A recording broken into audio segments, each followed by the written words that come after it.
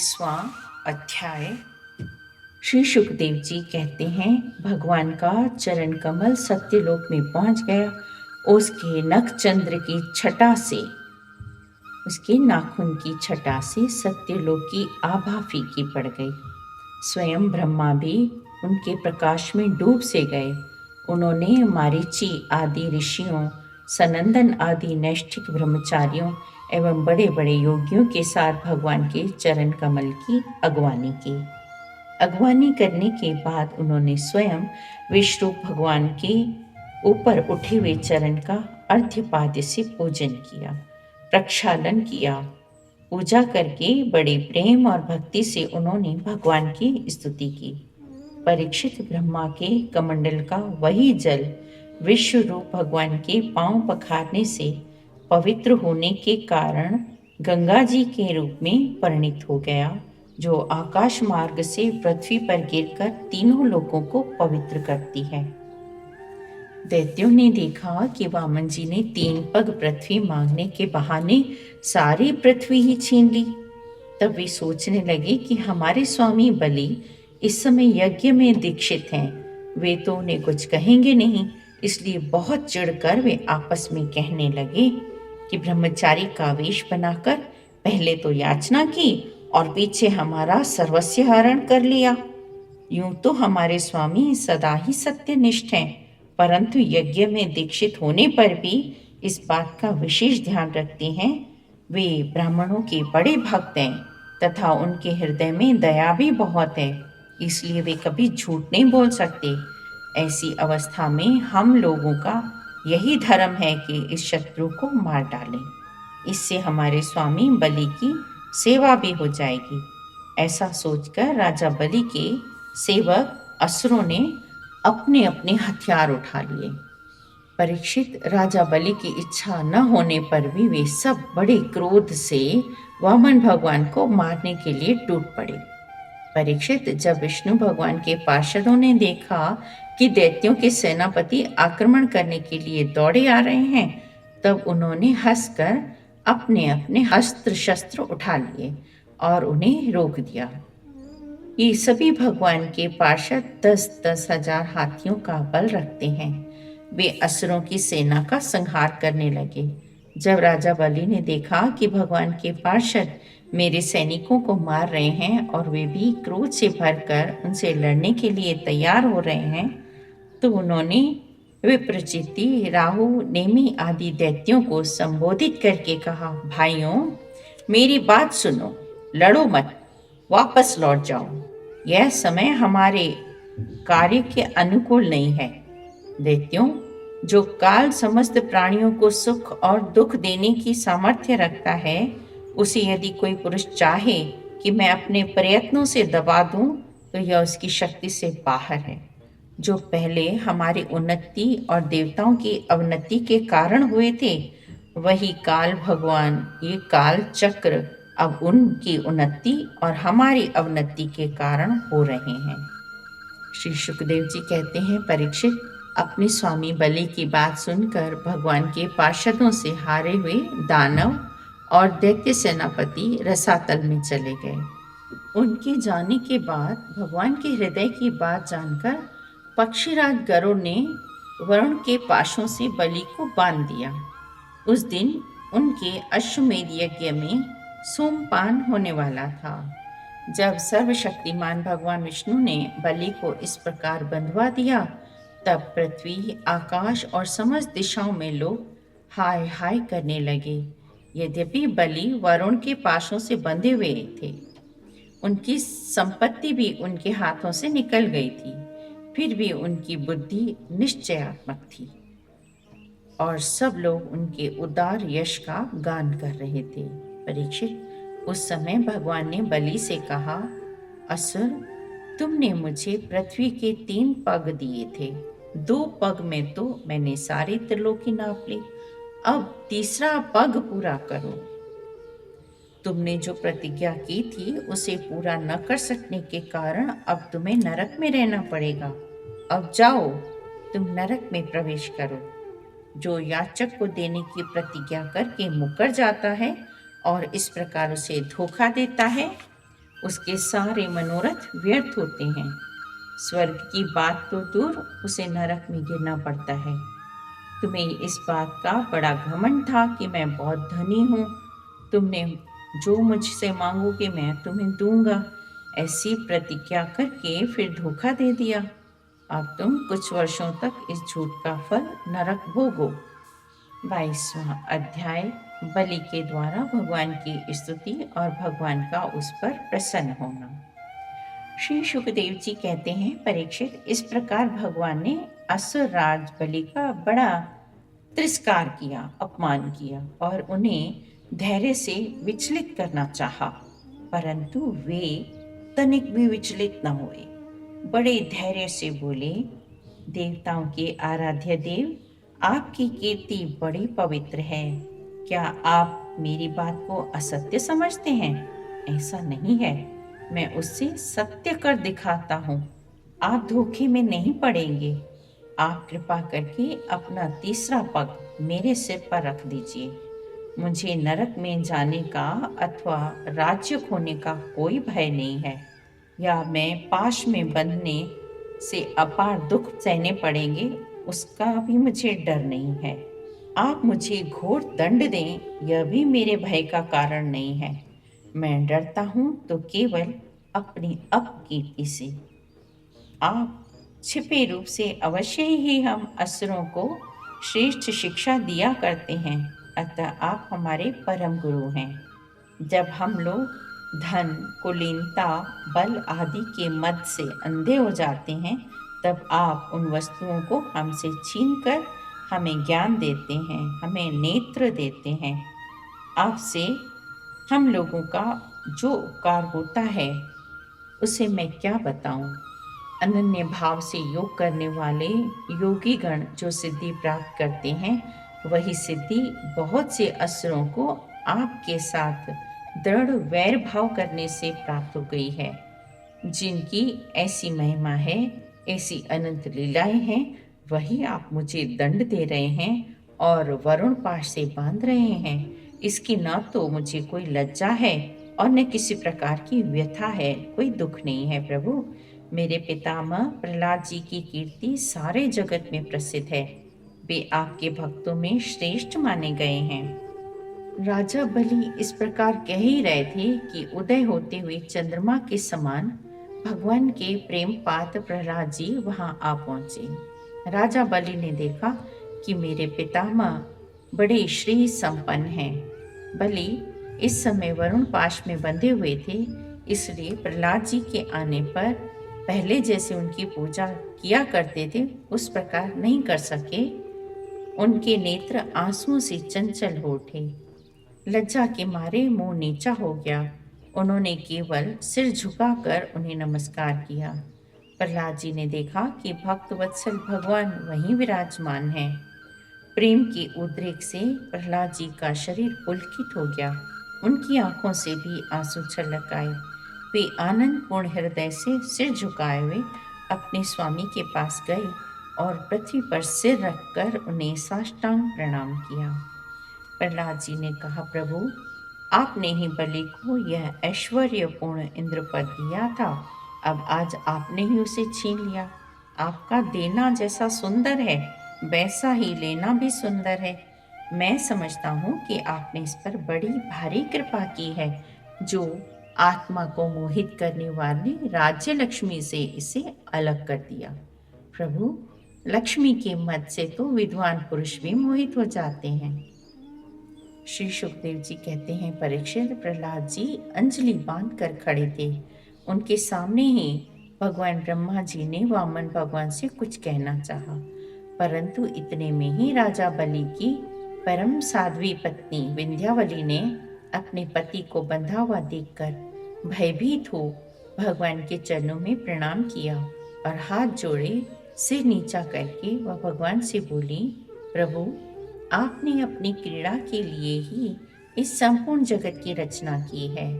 जब आप इसके कर्ता, भर्ता और संहर्ता हैं, तब आपकी माया से मोहित होकर अपने को झूठ मूठ करता मानने वाले हम आपको क्या समर्पण कर सकते हैं। ब्रह्मा जी ने कहा, समस्त प्राणियों के जीवनदाता, उनके स्वामी और जगत स्वरूप देवाधिदेव प्रभु, आप इन्हें ऐसे छोड़ दीजिए। आपने इनका सर्वस्व ले लिया है, अतः अब ये दंड के पात्र नहीं है। इसने अपनी सारी भूमि और पुण्य कर्मों से उपार्जित स्वर्ग आदि लोग, अपना सर्वस्व तथा आत्मा तक आपको समर्पित कर दिया है, एवं ऐसा करते समय उनकी बुद्धि स्थिर रही है। ये धैर्य से नहीं हटे हैं। प्रभु, जो मनुष्य सच्चे हृदय से कृपणता छोड़कर आपके चरणों में जल का अर्घ्य देता है और केवल दूर्वा दल से, घास के तिनके से भी आपकी सच्ची पूजा करता है, उससे भी उत्तम गति की प्राप्ति होती है। फिर बलि ने तो बड़ी प्रसन्नता से, बड़े धैर्य से, स्थिरता पूर्वक आपको त्रिलोकी का दान कर दिया है, तब यह दुख का भागी कैसे हो सकता है? श्री भगवान ने कहा, मैं जिस पर कृपा करता हूँ उसका धन छीन लिया करता हूँ, क्योंकि जब मनुष्य धन के मद से मतवाला हो जाता है, तब मेरा और लोगों का तिरस्कार करने लगता है। यह बलि दानव और दैत्य दोनों ही वंशों में अग्रणीय है। इनकी कीर्ति बढ़ाने वाला है। इन्होंने माया पर विजय प्राप्त कर ली है, जिसे जीतना अत्यंत कठिन है। तुम देख ही रहे हो, इतना दुख भोगने पर भी यह मोहित नहीं हुआ है। इसका धन छीन लिया, राजपद छीन लिया, तरह तरह के आक्षेप लगाए, शत्रुओं ने बांध लिया, भाई बंधु छोड़कर चले गए, इतनी यातनाएं भोगनी पड़ी। यहाँ तक कि इनके गुरुदेव ने भी इनको डांटा फटकारा और शाप भी दे दिया, परंतु इस दृढ़ व्रति ने अपनी प्रतिज्ञा नहीं छोड़ी। मैंने इससे छल भरी बातें की, मन में छल रखकर धर्म का उपदेश किया, परंतु इस सत्यवादी ने अपना धर्म नहीं छोड़ा। अतः मैंने इसे वह स्थान दिया है जो बड़े बड़े देवताओं को भी बड़ी कठिनाई से प्राप्त होता है। सावणी मनवंतर में यह मेरा परम भक्त इंद्र होगा। तब तक यह विश्वकर्मा के बनाए हुए सुतल लोक में रहे। वहाँ रहने वाले लोग मेरी कृपा दृष्टि का अनुभव करते हैं, इसलिए उन्हें शारीरिक अथवा मानसिक रोग, थकावट, तंद्रा, बाहरी या भीतरी शत्रुओं से पराजय और किसी प्रकार के विघ्नों का सामना नहीं करना पड़ता है। फिर उन्होंने बलि को संबोधित करके कहा, महाराज इंद्रसेन, तुम्हारा कल्याण हो। अब तुम अपने भाई बंधुओं के साथ उस सुतल लोक में जाओ, जिसे स्वर्ग के देवता भी चाहते हैं। बड़े बड़े लोकपाल भी अब तुम्हें पराजित नहीं कर सकेंगे। वीर बलि, तुम मुझे वहाँ सदा सर्वदा अपने पास ही देखोगे। 23वां अध्याय, बलि का बंधन से छूटकर सुतल लोक को जाना। श्री सुखदेव जी कहते हैं, जब सनातन पुरुष भगवान ने इस प्रकार कहा तो साधुओं के आदरणीय महानुभाव दैत्यराज के नेत्रों में आंसू छलक आए। प्रेम के उद्रेक से उनका गला भर आया। वे हाथ जोड़कर गदगद वाणी से भगवान से कहने लगे, प्रभु, मैंने तो आपको पूरा प्रणाम भी नहीं किया, केवल प्रणाम करने मात्र की चेष्टा भर की है। इसी से मुझे यह फल मिला है जो आपके चरणों के शरणागत भक्तों को प्राप्त होता है। बड़े बड़े लोकपाल और देवताओं पर आपने जो कृपा कभी नहीं की, वह मुझ जैसे नीच असुर को सहज ही प्राप्त हो गई है। श्री सुखदेव जी कहने लगे कि परीक्षित, ऐसा कहते ही बलि वरुण के पाशों से मुक्त हो गए। जब उन्होंने भगवान ब्रह्मा जी और शंकर जी को प्रणाम किया और उसके बाद बड़ी प्रसन्नता से असुरों के साथ सुतल लोक की यात्रा की। इस प्रकार भगवान ने बलि से स्वर्ग का राज्य लेकर इंद्र को दे दिया और अदिति की कामना पूर्ण की। परीक्षित, मैंने तुम्हें भगवान की यह सब लीला सुनाई। इससे सुनने वाले के सारे पाप छूट जाते हैं। भगवान की लीलाएं अनंत हैं, उनकी महिमा अपार है। जो मनुष्य उसका पार पाना चाहता है, वह मानो पृथ्वी के परमाणुओं को गिन डालना चाहता है। भगवान के संबंध में मंत्र दृष्टा महर्षि वशिष्ठ ने वेदों में कहा है कि ऐसा पुरुष न कभी हुआ है और न कभी होगा जो भगवान की महिमा का पार पा सके। देवताओं के आराध्य देव, अद्भुत लीलाधारी भगवान वामन के अवतार चरित्र का जो श्रवण करता है उसे परम गति की प्राप्ति होती है। देव यज्ञ, पितृ यज्ञ और मनुष्य यज्ञ किसी भी कर्म का अनुष्ठान करते समय जहाँ जहाँ भगवान की इस लीला का कीर्तन होता है वह कर्म सफलतापूर्वक संपन्न हो जाता है। यह बड़े बड़े महात्माओं का अनुभव है। 24वां अध्याय, भगवान के मत्स्यावतार की कथा। राजा परीक्षित ने पूछा, भगवान के कर्म बड़े अद्भुत हैं। उन्होंने एक बार अपनी योग माया से मत्स्यावतार धारण करके बड़ी सुंदर लीला की थी। मैं उनके उसी आदि अवतार की कथा सुनना चाहता हूँ। भगवान मत्स्य योनि, मत्स्य मना मछली, एक तो यूं ही निंदित है, दूसरे तमोगुणी और असह्य बंधन से युक्त भी है। सर्वशक्तिमान होने पर भी भगवान ने इतने कर्म बंधन से बंधे हुए उस जीव का रूप क्यों धारण किया था? श्री सुखदेव जी कहते हैं, परीक्षित, यूं तो भगवान सबके एकमात्र प्रभु हैं, फिर भी वे गौ, ब्राह्मण, देवता, साधु, वेद, धर्म और अर्थ की रक्षा के लिए शरीर धारण करते हैं। परीक्षित, पिछले कल्प के अंत में ब्रह्मा जी के सो जाने के कारण नैमित्तिक प्रलय हुआ था। उस समय भूलोक आदि सारे लोग समुद्र में डूब गए। प्रलय काल आ जाने के कारण ब्रह्मा जी को नींद आ रही थी, वे सोना चाहते थे। उसी समय उनके मुख से वेद निकल पड़े और उनके पास ही रहने वाले हयग्रीव नामक बलि दैत्य ने उन्हें योग बल से चुरा लिया। सर्वशक्तिमान भगवान श्री हरि ने दानवराज हयग्रीव की यह चेष्टा जान ली, इसलिए उन्होंने मत्स्यावतार ग्रहण किया। परीक्षित, उस समय सत्यव्रत नाम के एक बड़े उदार एवं भगवत परायण राजर्षि केवल जल पीकर तपस्या कर रहे थे। एक दिन वे राजर्षि कृतमाला नदी में जल से तर्पण कर रहे थे। उसी समय उनकी अंजलि में, अंजलि अर्थात दोनों हाथों से जैसे जल चढ़ाते हैं, तो उसमें एक छोटी सी मछली आ गई। परीक्षित, द्रविड़ देश के राजा सत्यव्रत ने अपनी अंजलि में आई हुई छोटी सी मछली जल के साथ ही फिर से नदी में डाल दी। उस मछली ने बड़ी करुणा के साथ कहा, हे दयालु राजा, आप दयालु हैं। आप जानते हैं कि जल में रहने वाले जो बड़े बड़े जीव हैं वो मुझे खा डालेंगे। उनके डर से मैं बहुत व्याकुल हो रही हूँ। आप फिर से मुझे इस जल में डाल रहे हैं। राजा सत्यव्रत को इस बात का पता नहीं था कि स्वयं भगवान मुझ पर प्रसन्न होकर कृपा करने के लिए मछली के रूप में पधारे हैं, इसलिए उन्होंने उस मछली की रक्षा का मन ही मन संकल्प किया।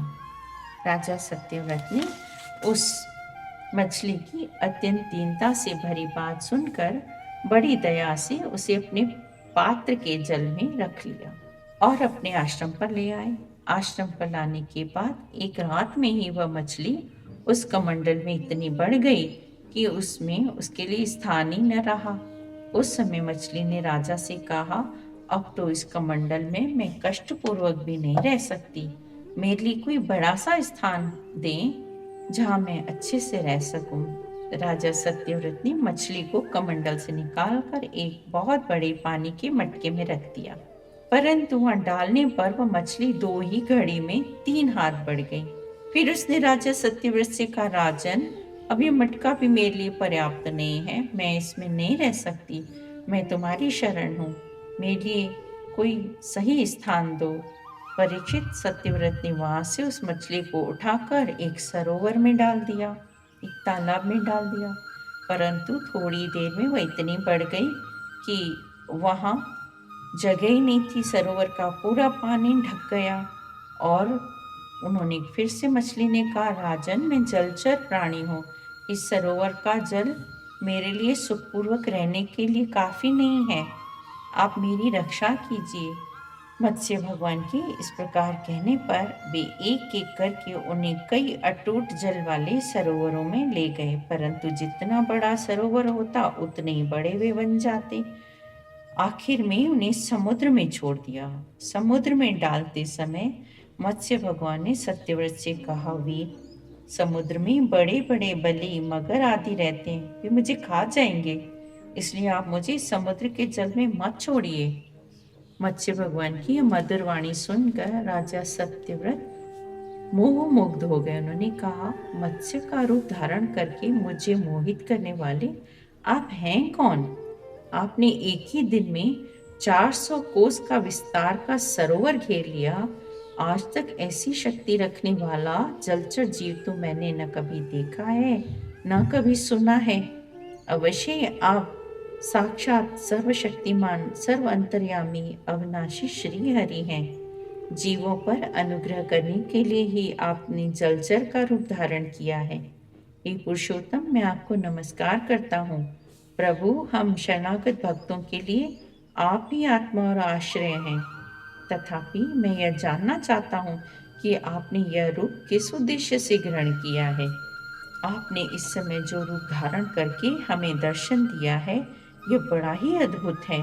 तब भगवान ने कहा, सत्यव्रत, आज से 7वें दिन भूलोक आदि तीनों लोग प्रलय के समुद्र में डूब जाएंगे। उस समय जब तीनों लोग प्रलय काल की जलराशि में डूबने लगेंगे, तब मेरी प्रेरणा से तुम्हारे पास एक बहुत बड़ी नौका आएगी। उस समय तुम समस्त प्राणियों के सूक्ष्म शरीरों को लेकर सप्तऋषियों के साथ उस नौका पर चढ़ जाना और समस्त धान्य तथा छोटे बड़े अन्य प्रकार के बीजों को साथ रख लेना। उस समय सब ओर एकमात्र महासागर लहराता होगा। प्रकाश नहीं होगा, केवल ऋषियों की दिव्य ज्योति के सहारे ही बिना किसी प्रकार की विकलता के तुम उस बड़ी नाव पर चढ़कर चारों ओर विचरण करना। जब प्रचंड आंधी चलने के कारण नाव डगमगाने लगेगी, तब मैं उसी रूप में वहां आ जाऊंगा और तुम लोग वासुकी नाग के द्वारा उस नाव को मेरे सींग में बांध देना। सत्यव्रत, इसके बाद जब तक ब्रह्मा जी की रात रहेगी, तब तक मैं ऋषियों के साथ तुम्हें उस नाव में बिठाकर उसे खींचता हुआ समुद्र में विचरण करूंगा। मेरे अनुग्रह से मेरी वास्तविक महिमा, जिसका नाम पर ब्रह्म है, तुम्हारे हृदय में प्रकट हो जाएगी और तुम उसे ठीक ठीक जान लोगे। भगवान राजा सत्यव्रत को यह आदेश देकर अंतर्ध्यान हो गए। अतः जब राजा सत्यव्रत उसी समय की प्रतीक्षा करने लगे, इतने में ही भगवान का बताया हुआ वह समय भी आ पहुंचा। राजा ने देखा कि समुद्र अपनी मर्यादा छोड़कर बढ़ रहा है। प्रलय काल के भयंकर मेघ वर्षा करने लगे हैं।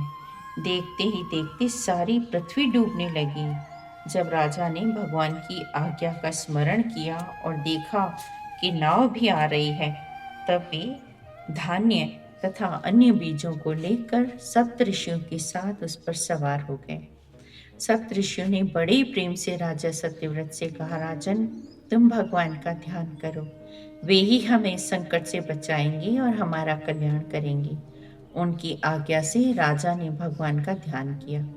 उसी समय उस महान समुद्र में मत्स्य के रूप में भगवान प्रकट हुए।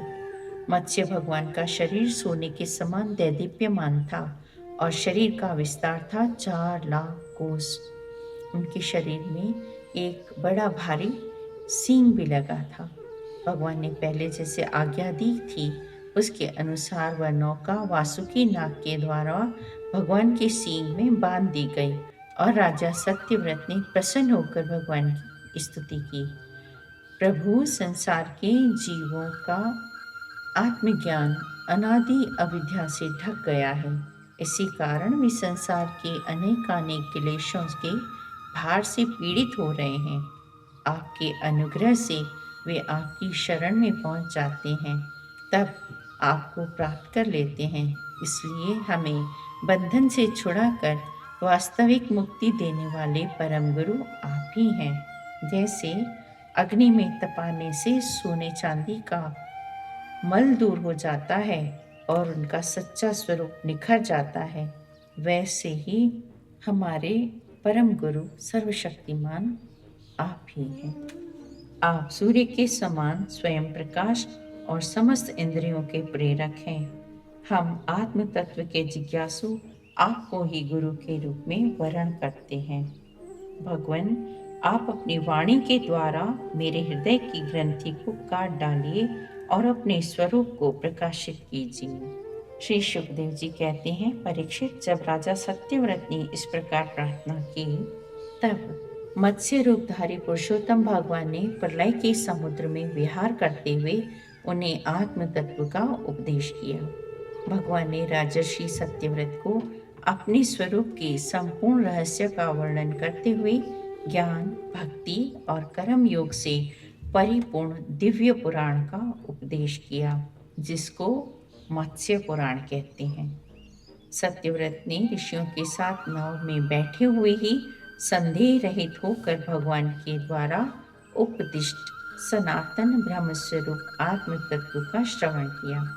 उसके बाद जब पिछले प्रलय का अंत हो गया और ब्रह्मा जी की नींद टूटी, तब भगवान ने हयग्रीव असुर को मारकर उससे वेद छीन लिए और ब्रह्मा जी को दे दिए। भगवान की कृपा से राजा सत्यव्रत ज्ञान और विज्ञान से संयुक्त होकर इस कल्प में व्यवस्थ मनु हुए। अपनी योग माया से मत्स्य रूप धारण करने वाले भगवान विष्णु और राजर्षि सत्यव्रत का यह संवाद एवं श्रेष्ठ आख्यान सुनकर मनुष्य सब प्रकार के पापों से मुक्त हो जाता है। जो मनुष्य भगवान के इस अवतार का प्रतिदिन कीर्तन करता है, उसके सारे संकल्प सिद्ध हो जाते हैं और उसे परम गति की प्राप्ति होती है। इति अष्टम स्कंद समाप्त। हरि ओम तत्सत्। ओम नमो भगवते वासुदेवाय।